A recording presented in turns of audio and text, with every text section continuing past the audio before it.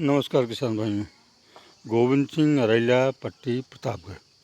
किसान भाइयों, इस बार हमने थोड़ा सा ये स्वीट कॉर्न लगाया है। इसके दाने एकदम मीठे होते हैं, शक्कर के जैसे। अपने यहाँ उत्तर प्रदेश में हमने देखा नहीं है इसको। महाराष्ट्र में ये काफ़ी मात्रा में पाया जाता है और हमने इसको खाया भी है। बहुत स्वादिष्ट होता है खाने में। तो कई साल से मैं इसका बीज खोज रहा था, नहीं मिल रहा था। इस बार इसका बीज मिला है। इसका बीज बड़ा महंगा मिला, 3300 रुपये किलो, यानी 3300 रुपये किलो। तो हमने सिर्फ 100 ग्राम बीज लिया और इसको कुदाल से कूड़ में एक एक बीज करके बोया है। और ये 21 मई को हमने बोया है। अब इसकी बढ़वार अच्छी हो गई है। 2 बार हमने इसकी कुदाल से गुड़ाई कर दी और अब इसमें पोषक तत्व देने का समय आया।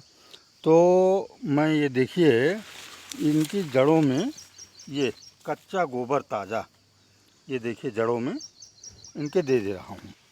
ठीक है, क्योंकि रासायनिक किसान क्या करते हैं कि यूरिया थोड़ा थोड़ा जड़ों के नज़दीक में डाल देते हैं, तो उससे पोषण मिल जाता है।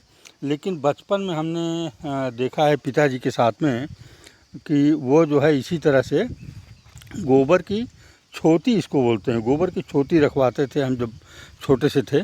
तो हमने पिताजी को देखा था इस तरह से छोती रखवाते हुए। तब इसका यूरिया का प्रचलन नहीं हुआ था, यूरिया प्रचलन में नहीं आई थी। ठीक है, तो ये इसका हम पोषण दे रहे हैं। अब आप कहेंगे इससे क्या होगा। अब देखिए, इसमें आपको मालूम होगा कि इसको गोबर को चालने वाले काले काले छोटे छोटे कीड़े होते हैं, जो गोबर का गोला बना करके ज़मीन मिट्टी खोद करके नीचे ले जाते हैं। ठीक है, और मिट्टी को ऊपर लाते हैं। तो इससे क्या होगा, एक तो जड़ों को पोषण मिलेगा और दूसरे मिट्टी को भुरभुरी बनाएंगे। और तीसरे, अब हमारे खेत में जो है ना, केंचुओं की मात्रा बहुत ज़्यादा हो गई है। मई जून में मैं जब कुदाल से इसकी गुड़ाई कर रहा था मई में, तब हमें इसमें बहुत ज़्यादा केंचुए मिले। तो केंचुए भी बहुत ज़्यादा मात्रा में हैं खेत में। ये देखिए, केंचुओं ने मिट्टी ऊपर करी है, लेकिन वो केंचुए छोटे छोटे से हैं, बड़े वाले केंचुए नहीं हैं, छोटे छोटे केंचुए हैं। तो वो केंचुए भी गोबर को खाने के लिए आएंगे और वो मिट्टी में छेद करेंगे। तो इससे पौधों को पोषण मिलेगा। ठीक है, अब आप सोचिए, मैं बार बार विनम्र आग्रह करता हूं किसानों से कि अपना बीज संरक्षित रखिए।